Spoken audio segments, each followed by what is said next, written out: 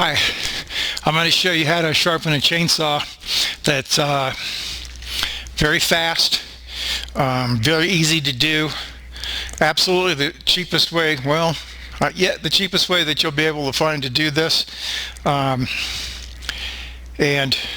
very accurate. In other words, it does a very accurate job of getting the angles and so on, so that the saw remains true and doesn't wander around the place. It's as least as good as any of the best machines that you could buy. In the end, the final product is probably better. So let me show you how we do that. Okay, here's how we're going to do it. Here's a chainsaw. Obviously, chain needs to be sharpened. I have it mounted on this little contraption here so it'll stay steady, although you'll see in a few minutes you don't necessarily have to have this, but I'll explain that in a few minutes. First, I'm going to show you what this does, and then I'll come back and show you how we did it. So, pretty simple. I'm going to take an electric drill. I'm going to put a chainsaw file in it in a very special way. You can't be just any way. It has to be a special way. I'm going to show you how to do that in a minute. Then I'm going to set the file lined up.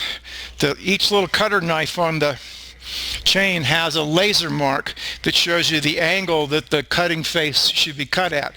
So I'm going to make this drill with the file exactly parallel to that little laser mark that's on there, so that I get exactly the right angle on this. It's real important, otherwise the saw will tend to cut at an angle or something like that.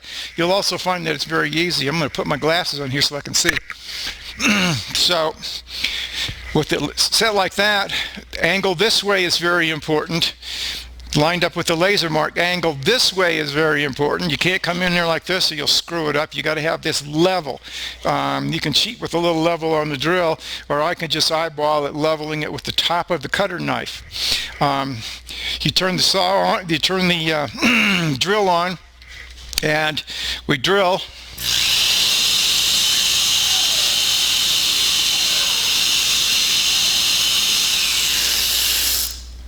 If the saw is typically dull, it takes about 3 or 4 strokes back and forth. I'm only going along the first inch or inch and a half of the file because it's easier that way. I'm not working out on the end of the thing. And what I just did has left a perfectly sharp cutting knife on the edge of this thing with the angle correct. The top of it's so sharp that you have to be careful about touching it. And as you can see, it took a few seconds, so I go to the next one.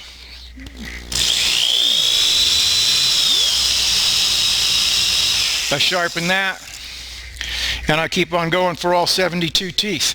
It takes me about 2 minutes to sharpen the chain all the way around.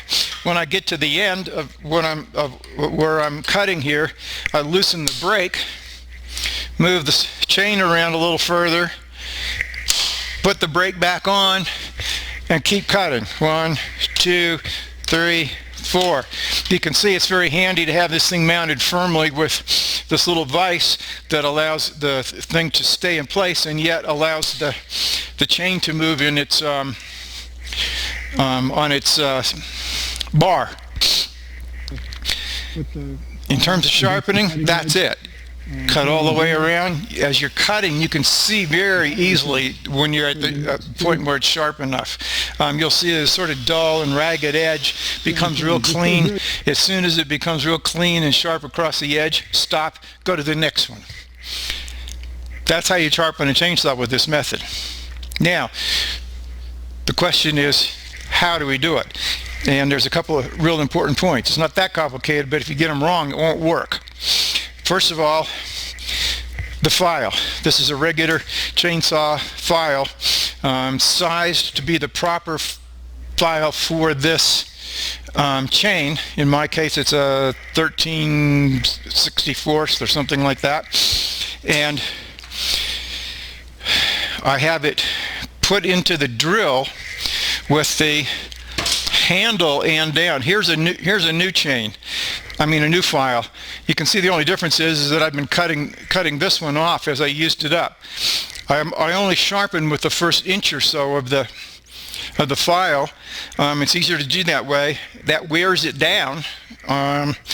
you can usually sharpen the whole way around with that first 1.5 inches, and then the next time you come along, use the next 1.5 inches. Except in order to do that, what you do is put it in the vise and break off 1 inch or so. These things are brittle; they'll just break if you twist it in half or bend it in the vise. Put the new part back into the drill, and away you go. Now you notice that when it's new, it starts out, it has a little handle on here that the file comes with for putting a wooden handle or something like that. You can't put that in the drill, and yet that's the end that has to go in there. So what do? You cut it off. The way you do that is use a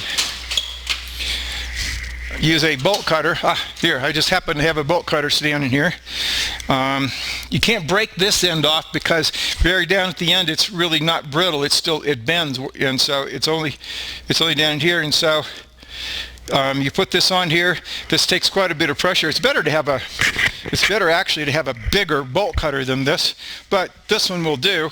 And so I just go like that, and it cuts the base off my file, and it's ready to go into the drill. Now again, I can't say this too many times, very important. The end that you cut off has to go into the drill first. That's number one. Number two is, when you begin using it, you have to use the drill in reverse. In other words, run it counterclockwise in its reverse direction. The combination of those two makes the cutting edge of the file turn against the knife and push forward on it. If you put any other combination, it doesn't work properly. Either the file will fall out, or it won't cut, or something like that. So handle in first, reverse drill, sharpen away. That's it. You can see that each time takes about 15 to 20 cents worth of file, and that's the only cost. I don't have to take the chain off. I leave it right on the saw. It's nice to have this thing to hold it up. I have used these out in the woods where I use a cordless drill. Take this thing with me, and I can be, a mile from the nearest road and keeping my chain sharp all the time. It's so easy that what I do is sharpen it every time that I fill it with gas. It's like, why not? I'm always working with a fresh, very sharp chain, and you know how much more pleasurable that is than trying to deal with a dull chain that's producing a bunch of small sawdust. That's it. I'm going to show you one final little thing, and that is how I built this little holder here. And again, you wouldn't have to do this. I used to just do it with the bench vise, and I held this in the bench vise and used it that way. But this is real convenient, and it's simple to do with a little project. I just made this out of plywood. That's all there is to it. It has a notch in it so that the vise, the little screw-on vise, can go into that, and then it sits properly so that the saw will sit back away from the edge with the bar in here and not be tippy. If this thing was all the way out at the edge, it would be falling over all the time. So that's why I have a notch and put it there. That's all there is to it. I went one extra step, and that is I drew, you probably can't see it on the camera, but I drew little cross lines here. Those lines line up with the proper angle that you're supposed to cut the knives at. That comes in handy if the chain that you're sharpening doesn't have those little laser marks. Then you can use these to line the file up with and make sure you have an accurate cut angle all the time. So, hope that's useful to you. I've shown this method to lots of people, dozens of people, and several have asked that I put it on a video instead of having to have a personal lesson. So here's the video. If you have any comments on this, why don't you add it to the end of the comment section, and I'll put it up on YouTube. Thanks for watching. See you later.